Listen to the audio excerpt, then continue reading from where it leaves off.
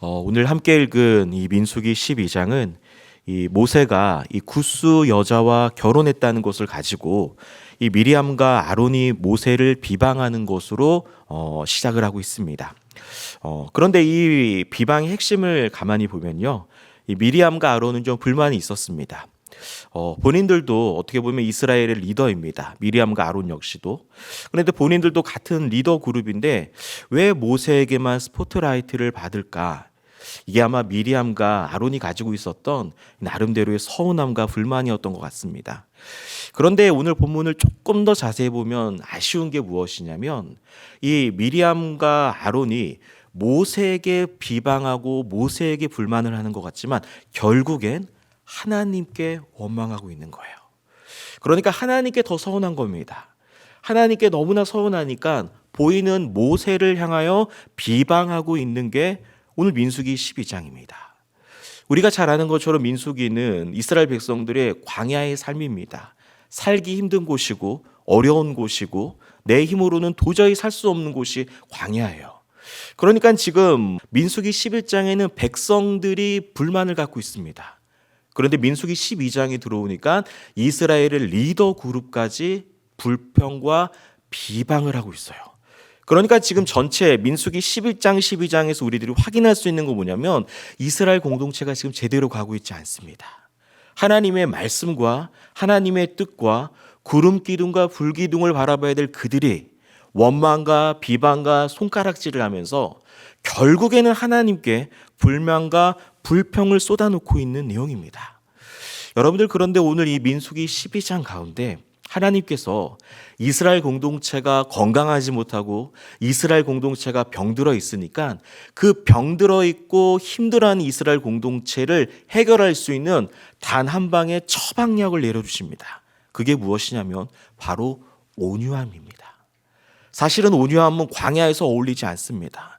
거친 광야에서는 거칠게 사람들에게 대하고 거칠게 표현하는 게 오히려 더 자연스러울 것 같아요. 오늘 본문에 보면 하나님께서는 모세가 온유함이 지면의 모든 사람보다 뛰어나다라고 칭찬을 합니다. 온유함이라는 건 여러분들 조용하거나 착한 것, 이 수준이 아닙니다. 온유함은 무엇이냐면 하나님의 은혜로 훈련되어서 인내와 기다림이 내 삶 속에 배어 있는 삶으로 바뀌는 것이 온유함이에요.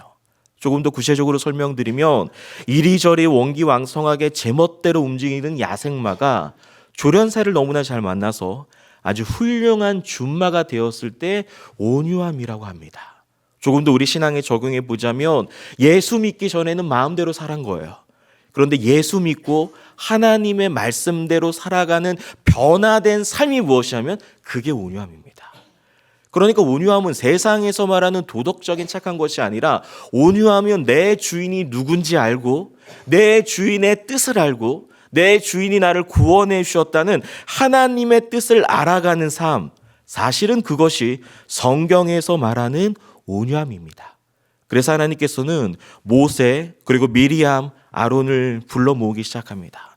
그러면서 하나님께서 하나님의 속마음을 이야기합니다. 하나님께서는 이스라엘 백성들에게 많은 예언자들을 통해서 이끌어 주신다라는 거예요.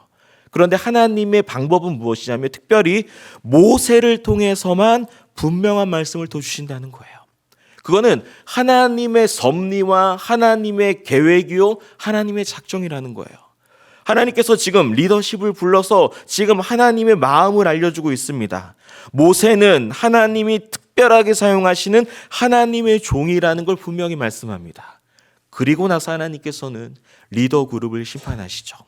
그 심판의 대가로 무엇이 벌어지냐면 미리암이 나병에 걸려 피부가 눈처럼 하얗게 되는 악성 피부병에 걸립니다. 물론 여기서 이제 아론은 심판을 받지 않아요. 여러 가지 해석들이 있지만 아론은 대제사장이기 때문에 자리를 비울 수 없기 때문에 하나님께서 미리암에게만 심판을 주셨다라고 또 해석하는 분들도 계시고, 오늘 본문을 조금 보면 아론은 하나님 앞에 좀 기도를 합니다. 자신의 잘못을 가지고. 그런데 미리암은 하나님께 회개하고 잘못했다는 내용들이 없습니다. 어찌되었던 하나님께서는 이 하나님의 심판의 대가로 미리암을 심판하십니다. 이 모든 것을 누가 지금 지켜보고 있냐면 모세가 지켜보고 있는 거예요. 여러분들 모세 입장에서는 자신을 비방하던 사람이 지금 심판을 받았습니다.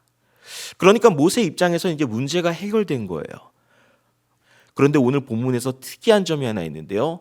모세는 여기서 그치지 않고 이 억울하고 답답하지만 그 문제를 하나님께 가져갑니다. 오늘 본문 13절에 보면 모세가 여호와께 부르짖어 이르되 하나님이여 원하건대 그를 고쳐 주옵소서. 여러분들 모세 입장에서는 자신을 비방하는 원수 같은 존재가 심판을 받았으니까 이제는 내가 비방받지 않고 됐으니까 이제 그냥 넘어가면 되겠지. 원수가 나를 공격했는데 원수가 지금 고통을 받고 있지. 그냥 세상에서는 여기까지 하라는 게 우리의 방식입니다. 아니요, 세상은 요즘 더 이야기하죠. 나에게 한 대 때려주면 두 대 때려주고 나를 더 크게 공격하면 내가 더 짓밟으라는 게 사실은 세상의 나라 법칙입니다. 그런데 여러분들 오늘 우리가 눈여겨봐야 될 거는 모세는 원수들을 향해 원수를 가지고 기도의 골방으로 들어갔다는 거예요. 하나님께서 오늘 광야 생활에서 저와 여러분들에게 보여주는 건 무엇이냐면 하나님의 나라가 이와 같다는 거예요. 세상 나라는 나를 공격하고 나를 비방하는 사람이 있으면 때려주라고 이야기합니다. 그런데 하나님의 나라는 그를 가지고 기도의 골방까지 나아가라고 합니다. 여러분들 이것이 무엇이냐면 이것이 바로 온유한 삶입니다. 온유한 삶은 세상 사람들이 할 수 없는 일을 하는 것이 온유함이에요. 여러분들 세상 사람들이 할 수 없는 일이 무엇입니까? 원수까지도 우리가 사랑하는 거죠. 실제로 예수님이 그랬습니다. 자신을 향해 죽음의 창을 들이대며 자신을 향해 침을 뱉으며 자신을 향해 손가락질하는 유대인과 로마 사람을 향해 직접 생명을 내어주신 분이 예수 그리스도예요.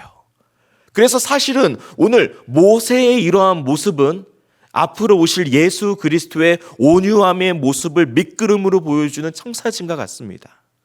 그러므로 여러분들 나를 비방하는 원수를 향해 그를 향해 품고 기도하는 자리까지 나아가는 세상 사람들이 이해할 수 없는 온유한 삶이 하나님 나라의 가장 강력한 무기임을 믿으시기를 바랍니다.